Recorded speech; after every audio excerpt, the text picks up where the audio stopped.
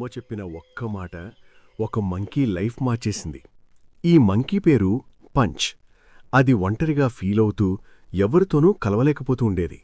రోజంతా ఇతరులు ఆడుతుంటే అది మాత్రం చూసుకుంటూ ఉండేది. ఒకరోజు అడవిలో తిరుగుతూ ఒక ఇంటి ముందు నుంచి వెళ్తోంది.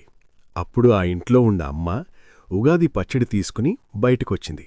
ఆ మంకీ నెమ్మదిగా అమ్మ దగ్గరకు వెళ్ళింది. అమ్మ ప్రేమగా ఉగాది పచ్చడిచ్చింది.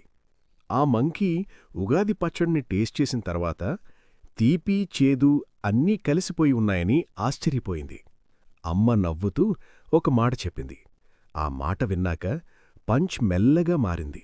అందరితో కలిసి హ్యాపీగా ఆడటం మొదలుపెట్టింది.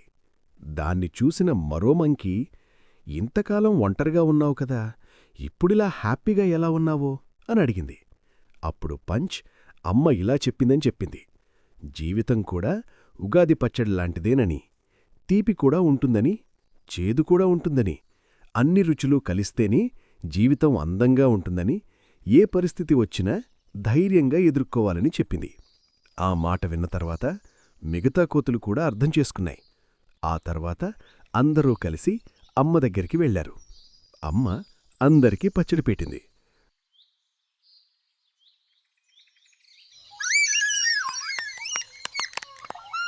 హ్యాపీ ఉగాది!